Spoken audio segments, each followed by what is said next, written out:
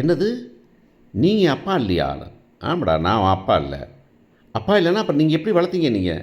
நான் அப்பா இல்லைடா, அவள் தான் உன் அம்மா, ஆனால் நான் உனக்கு அப்பா இல்லை, ஆனால் எனக்கு நீ தான் மகன் அப்படின்னு சொல்லும்போது கன்ஃபியூஸ் ஆகிடுறான் நம்ம இது நம்ம பல்லவன்.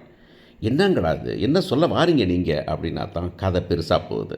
அதுதான் இன்றைக்கி இருக்க போகிற, இந்த வாரத்தில் இருக்க போகிற ட்விஸ்ட்டு. என்ன பண்ணுறாங்க அப்படின்னாக்கா, இந்த பொண்ணு இருக்கேன் நிலா, நிலா வந்துட்டு பல்லவனோட அம்மாவை கூப்பிட்டு வரேன் அப்படின்னு சொல்லும்போது அவங்க அங்கே இருக்காங்கன்னு தெரியுது. அங்கே போய் கூப்பிட்றாங்க, நேராக கூப்பிட்டு வந்துடுறாங்க. ஆனால் நம்ம இப்படி செய்வோமான்னு யோசிச்சு பாருங்களேன். ஒரு அம்மாவை போய் கூப்பிட்டு வரலாம் அப்படின்னு, நீ வா தெருவில் கிடக்கிற வா அப்படின்னு கூப்பிட்ருவோமா? கூப்பிட மாட்டோம்ல. போய் கேட்போம்ல பக்கத்தில் என்ன இருக்காங்க, அவங்க யார், அவங்களோட யார் யார் இருக்கா அப்படின்னு விசாரிச்சிருப்போம்ல. விசாரிக்கும் போது தான் யாரோ ஒரு ஆளோட இருக்கிறாரு அப்படின்னு தெரிய வந்திருக்கும். ஆனால் அந்த அம்மா கடைசியில் பார்த்தீங்கன்னாக்கா, பல்லவனோட அம்மா வருவாங்கன்னு பார்த்து, இந்த ஒரு நாள் வருவாள் மம்மி மம்மின மாதிரி வருவாங்கன்னு பார்த்துக்கிட்டு இருந்து, கடைசியில் அந்த அம்மா பண்ணுறத பார்த்தா ஒரு ஏமாத்துக்காரி, ஒரு நாடகக்காரி அப்படின்னு நமக்கு தெரிகிற மாதிரியே இருக்குது பாருங்களேன். ஏன்னா அந்த பொண்ணு வந்துட்டு, இல்லை இப்படி இருந்தோம், நான் வந்துட்டேன், இப்படி இருந்தேன் அப்படின்னு சொல்லாமல், நான் பாட்டில் எங்கே போகிறேன், நான் வாரேன், என் மகனே கூப்பிட்றாங்கிறீங்க, நான் வாரேன் அப்படிங்கும்போது காரியக்காரி அப்படின்னு நம்ம ஊரில் சொல்லுவாங்க. அது மாதிரி காரியக்காரியாக வரும்போதே நம்ம யோசிக்கணும். நிலா இவ்வளவு புத்திசாலி, நான் சோழனோட சேர்ந்து அந்த கெட்டாக்கம் சேர்க்க கெடுத்துருங்கிற மாதிரி சோழனோட சேர்ந்து லூசு மாதிரி போய் பல்லவன் ஆசைப்படுறேன்னு கூட்டு வரேன்னு வந்து, அதான் சொல்லுவாங்களே, முந்தைய நிலைமைக்கு பிந்தைய நிலைமை மோசமாக போச்சுன்னு பண்ணுறதுக்கு அவனை வந்து ஷாக் கொடுக்காமல் இருக்கணும் அப்படின்னாக்கா, அம்மாவை கூட்டுறது மட்டும் இல்லை, நல்ல அம்மாவை கூட்டு வரமா. அந்த அம்மா ஒருத்தா, இவன் பார்க்குறதுக்கு ஒருத்தா, இவ்வளோ நாள் பார்க்காமே இருந்திருக்கலாமே அப்படின்னு ஒரு சிலத்தில் தோணும் தெரியுமா? அந்த மாதிரி நல்லா அந்த பெரிய பெரிய எழுத்தாளர்கள் ஒரு சில ஆட்கள்லாம் வந்து ரொம்ப ஃபேமஸாக ரொம்ப மரியாதையை வச்சுக்கிட்டு இருந்தேன். காலேஜ் டே ஃபங்க்ஷனுக்கு கூப்பிடாமல் போகும்போது அந்த ஆளோட இன்னொரு முகம் தெரியும் போது, ஆஹா, இந்த மனுஷன் பக்கத்தில் க்ளோஸாக போகாமல் வந்து அப்படியே அவரை ரசிச்சுக்கிட்டே இருந்திருக்கலாமே அப்படின்னு தோணும். அந்த மாதிரி நிறைய ஆட்கள் உண்டு. செலிபிரிட்டிஸ்லாம் வந்து நம்ம நினச்சி மனசில் நினச்சிக்கிட்டு இருக்கிறதும் பக்கத்தில் போகும்போது வேறையாக இருக்கும். Celebrities are to be celebrated, not to be related அப்படிங்கிற மாதிரி அவங்கள செலிப்ரேட் பண்ண வேறு, அவங்களோட கூட இருந்து கும்மாளம் போகிறதுக்கு முடியாது. ஏன்னா அவங்க வேறு ஆட்களாக இருப்பாங்க அப்படிங்கிற மாதிரி இந்த அம்மாவை எதிர்பார்த்து காட்டுறது. இந்த அம்மா வந்து ரொம்ப கேவலமாக இருந்ததுனாக்க பல்லவன் வாழ்க்கை என்ன ஆகுங்கிறத யோசிக்காமல் கூட்டு வரணும். ஆனால் கூட்டு வர வழியிலேயே லேசாக நிலாவுக்கு தோணுது, என்னது இந்த அம்மா எப்படி கேட்டாலும் பதில் சொல்ல மாட்டேங்கிறாங்களே அப்படின்னு சொல்கிறதும். வீட்டுக்கு வந்து ஒரு பாரு சோழன் வந்துட்டு சேரன்ட்ட வந்துட்டு, நானும் இந்த கேள்வியை பலமுறையாக கேட்டு பார்த்துட்டேனே ஆனால் கெடுக்கலை அப்படின்னு சொல்லும்போது, ஆஹா, இந்த அம்மாட்ட ஏதோ ஒரு தப்பு இருக்குது அப்படின்னு தோணணும். இல்லை இந்த பையனை பார்த்தோன்னே, பையனை பற்றி கேட்ட உடனே அழுததை விட, பையனை பார்த்த விடுப்பார் அம்மா அழுக வர்றது வேறு விஷயம். ஆனால் பையனை பற்றி பார்த்தோன்னே, அப்படியா என் பிள்ளை இருக்கானா, என் பிள்ளை எப்படி இருக்கிறான், நான் பார்க்காம வந்தது காரணம் என்ன அப்படிங்கிற சமாச்சாரத்தை பேசாமல் அந்த அம்மா வந்ததே ரொம்ப தப்பாக தெரியுது. அதை விட கொடுமை இந்த மனுஷன் சொல்கிறது தான். இந்த மனுஷன் சொல்கிறாரு, தேவையில்லாத வேலையை கொண்டாந்து தெருவில் இருக்கிற கோடாளி தூக்கி காலில் போட்டுக்க போகிறீங்களா அப்படின்னு நடேசன் சொல்லும்போது, அப்போவும் நம்பலைனாக்கும். இவ்வளோ காலம் கழித்து வந்து அவங்க ஒருவேளை அன்பாக லவ் பண்ணி கல்யாணம் முடிச்சிருந்தாங்க, அப்படியே விட்டு போயிட்டு தான் கூட ஒரு இப்போ இந்த சொல்லுவாங்கல்ல, இந்த பாட்டு இருக்குமே, பிரிந்தவர் மீண்டும் சேர்ந்திரும்போது அழுதால் கொஞ்சம் நிம்மதின்னு, பார்த்த உடனே கொஞ்சோண்டு நாச்சியும் பராமல் அவர் பார்க்கும்போதே அவர் ஏமாத்துக்காரி, திருடி, அவள் வந்து அப்படிங்கிற மாதிரி அவர் பார்த்து, இவளை எதுக்கு கூப்பிட்டு வந்தீங்க, படுவீங்கடா நீங்கள் அப்படின்னு சொல்லும்போது நாச்சும் இங்கே யோசிச்சிருக்கணும். அப்பையும் இங்கே யோசிக்கலைங்கிறது. அதான் சொல்கிறேன், சம்டைம்ஸ் இந்த செலக்டிவ் அம்னீஷியான்னு ஒன்று கொடுப்பாங்க. அந்த மாதிரி அந்த அம்மா வந்துக்கிட்டு இந்த ஆட்கள் யாருமே அதை விடலை. கொஞ்சம் சந்தேகப்பட்டது மட்டும் முடிஞ்சு போச்சு. சரி, இப்போ பேசினாக்கும் அந்த அம்மா வந்துட்டு நல்லா பார்த்துக்குது, பல்லவன் கையை பிடிச்சிட்டு உட்காந்துக்கிறான், ஓகே, எல்லாமே சரி தான். ஆனால் என்ன நடக்கும் அப்படிங்கிறது தான் விஷயம். அப்போ அவரை வந்துட்டு தண்ணியை போட்டு வரப்போறார். வந்துட்டு, ஏன்டா தேவையில்லாத வேலையை பண்ணுறீங்களாடா நீங்கள் அப்படின்னு சொல்லும்போது, இவங்க வந்துட்டு சண்டை பண்ண, ஏய் இதால் பாய் மூடி படுக்க சொல்லு தண்ணியை போட்டு, சும்மா எப்போ பார்த்தாலும் நிலா சுருங்க, அவன் இந்த மாதிரி பேசட்டும், மனசில் இருக்கிறத பேசி தீத்தா தானே சரியாக இருக்கும் அப்படிங்கிற மாதிரி அவங்க சொல்ல, இவங்க உடனே வந்துக்கிட்டு, இல்லை அவர் என்ன தண்ணியை போட்டால் தான் உளருவார், என்னத்தையாவது சொல்லுவார், அப்படியே தண்ணியை போட்டால் உண்மையை தாண்டா உளருவேன், உங்களுக்குலாம் என்ன தெரியும் அப்படின்னு கேட்குறாரு. ஏண்டா என்ன நினச்சிக்கிட்டு இருக்கீங்க, என்னடா இன்றைக்கி ஒரு பொம்பளை வந்துருச்சு, வீட்டுக்கு பொம்பளை வந்து நினச்சிக்கிட்டு இருக்கீங்களா, பிசாசுடா அது பிசாசு, உங்களுக்கெல்லாம் தெரியாதது, யாரும் தெரியாமல் பேசினீங்க, எப்பா பேசாமல் இருப்பா அப்படின்னு சொல்கிறான். நான் ஏன்டா பேசாமல் இருக்கணும் அப்படின்னு சொன்னாக்க இவனுக்கு பரம்பனுக்கு கோவம் வந்துடுது. யாருக்கு, நம்ம சோழனுக்கு பாண்டியனுக்கும்.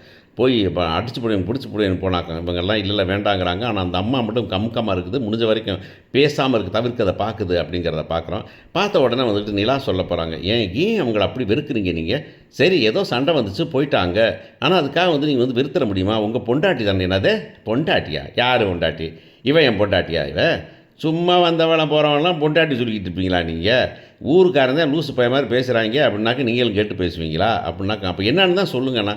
வேறு பொண்டாட்டி இல்லை, இந்த அவளும் இல்லை, யாரும் இல்லை, நான் பிள்ளையை 4 வயது வளர்த்துட்டேன்ல, என்ன பெரிய வளர்த்து கலெக்டராக படிச்சிட்டே, கலெக்டர் படிக்க நான் சாகாமல் காப்பாற்றினடா, கஞ்சி ஊற்றி காப்பாற்றினடா உனக்கு நான், அது பார்த்தாதா, உசுரோட விட்டுருக்கேன்ல உங்களையெல்லாம், உசுரோட எடுத்துக்கிட்டு வேலைக்கு போகிற மாதிரி வச்சுருக்கேன்ல நான், என்னத்தரா விட்டுருக்கேன் குறைச்சி வச்சுட்டேன் நான் உங்களுக்கு அப்படின்னா இவங்களே அணிஞ்சு போயிடறாங்க. சரி பேசாமல் இருங்க அப்படின்னு சொல்கிறாங்க. கடைசியாக வந்துட்டு இவன் வந்து இப்போ அவங்க அம்மா அந்த அம்மாவை திட்டணுன்னு நம்மளுக்கு கோவம் வந்துடுது. யாருக்கு அப்படின்னா பல்லவனுக்கு. என்ன சொல்லிக்கிட்டு இருக்கீங்க எங்கள் அம்மாவை அப்படின்னா, உங்கள் அம்மா தானே போடா போ போ உங்கள் அம்மாவோட போயிருந்துக்கடா போடா எதுக்கு இங்கே இருந்த நீ அப்படின்னு கேட்டாக்க. எப்பா அப்படிங்கிறான். டேய் அவளை அம்மான்னு சொல்லிட்டு என்னை அப்பான்னு சொல்லாதடா அப்படின்னாக்க.